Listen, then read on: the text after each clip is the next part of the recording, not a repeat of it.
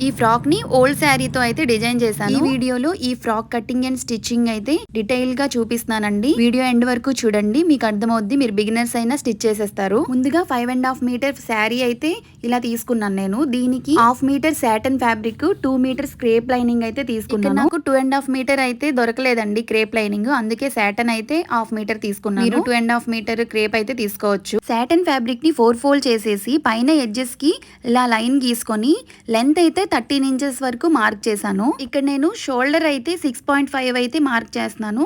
Arm whole కూడా ఇక్కడ 6.5 తీసుకున్నానండి. ఆర్మ్ హోల్ మార్క్ చేసేటప్పుడు చూడండి, దిగువ వైపు కూడా మార్క్ చేసుకొని లైన్ గీసుకుంటే మీకు ఎడ్జెస్ సమానంగా ఉంటాయి అన్నమాట. ఇక్కడ నేను చెస్ట్ వచ్చేసి 8 ఇంచెస్ ప్లస్ 2 ఇంచెస్ మార్జిన్ అయితే గీసుకున్నాను.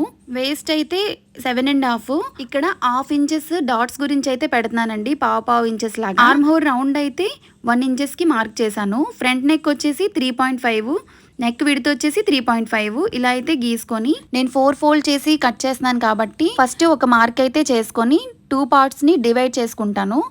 మార్క్ చేసుకున్న విధంగా కట్ చేసుకోవాలి. కట్ చేసుకున్న తర్వాత 2 పార్ట్స్ని అయితే డివైడ్ చేసుకోండి. ఇప్పుడు ఫ్రంట్ పార్ట్ని తీసుకొని 1 ఇంచ్ ఎక్స్ట్రా అయితే పెట్టుకొని 4 ఇంచెస్ వరకు నెక్ లెంత్ వచ్చేసి ఇక్కడ కట్ చేశాను. ఆర్మ్ రౌండ్ దగ్గర అయితే జస్ట్ 1/2 ఇంచెస్ అయితే లోతు తీసుకున్నానండి, చిన్నపిల్లలు కదా అని చెప్పేసి. ఇలా ఫ్రంట్ పార్ట్ మార్క్ చేసి కట్ చేసుకున్నాను. బ్యాక్ పార్ట్ చూడండి, బ్యాక్ పార్ట్ కి సేమ్ యాజ్ ఇట్ ఈజ్ గా అలా విడిచిపెట్టేసి జస్ట్ డ్రాప్ షేప్ అయితే ఇలా ఇచ్చి కట్ చేశాను అనమాట. వాటిలో మీ చాయిస్ అండి, ఏ నెక్ అయినా డిజైన్ చేసుకోవచ్చు. బాటమ్ కటింగ్ కి క్రేప్ లైనింగ్ ని నేను చూపించిన విధంగా ఇలా 4 ఫోల్డ్ లాగా చేసి సమోసా కట్ అన్నమాట. ఇది చూడండి, పైన పార్ట్ కట్ చేసుకున్నాం కదా, ఈ క్రేప్ లైనింగ్ పైన సాటిన్ లైనింగ్ పెట్టేసి ఇలా మార్క్ చేసుకొని ఈ మార్కింగ్ దగ్గర నుంచి నేను 98 ఇంచెస్ వరకు మార్క్ చేసుకున్నాను.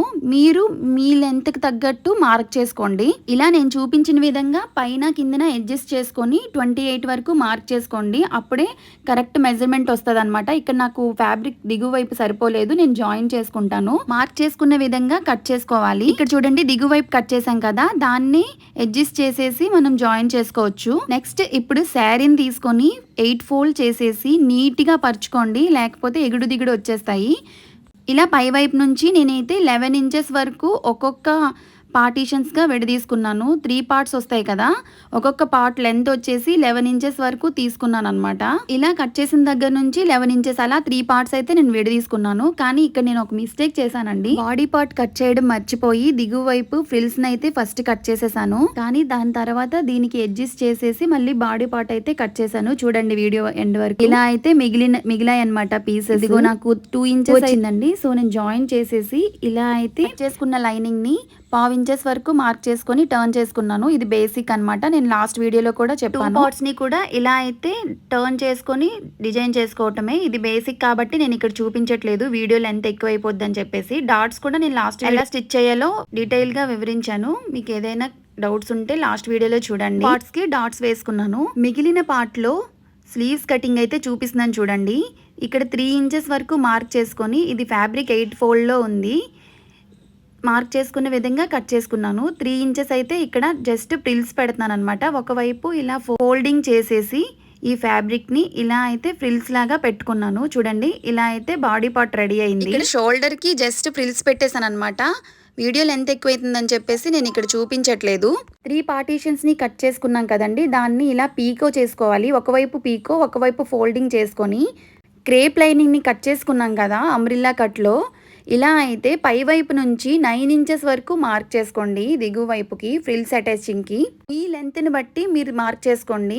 నేను ఇక్కడ 28 ఇంచెస్ తీసుకున్నాను కదా క్రేప్ లైనింగ్ లెంత్ వచ్చేసి, దానికి నేను 9 ఇంచెస్ తీసుకున్నాను. మీరు ఎక్కువ తక్కువ తీసుకుంటే దానికి 2 ఇంచెస్ ఎక్స్ట్రా తీసుకోండి.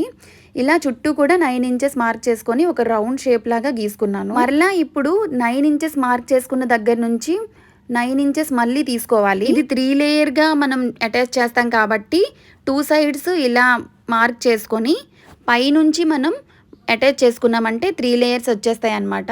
ఇలా అయితే మార్క్ చేసుకున్న దాన్ని ఇలా గీసుకొని రౌండ్ షేప్లో 2 పార్ట్స్ని కూడా బ్యాక్ అండ్ ఫ్రంట్ సైడ్ కూడా సేమ్ ఇలాగేనండి మార్క్ చేసుకోవాలి. ఇది మార్క్ చేసుకునేటప్పుడు టేప్ని మంచిగా పెట్టుకొని మార్క్ చేసుకోవాలి, లేకపోతే ఎగుడు దిగుడు వచ్చేస్తాయండి, చూడడానికి అంత లుక్ వైజ్ బాగోదు. మార్క్ చేసుకున్న దాన్ని మనం పీకో చేసుకున్న ఒక్కొక్క పార్ట్ని కూడా ఇలాగా ఫ్రిల్స్ పెట్టుకోవటమే మార్కింగ్ పైన. చూడండి నేను ఫ్రంట్ బ్యాక్ ఇలా అయితే 3 లేయర్స్ అయితే చక్కగా ఫ్రిల్స్ పెట్టుకొని చూపిస్తున్నాను చూడండి. ఫ్రిల్స్ ఎలా ఈజీ మెథడ్లో పెట్టుకోవాలో నేను లాస్ట్ వీడియోలో ఒక లాంగ్ వీడియోలో చూపించాను. మీకు అవసరం అనుకుంటే చెక్ చేయండి. నేను 2 పార్ట్స్ని ఇక్కడైతే రెడీ చేసి పెట్టుకున్నాను.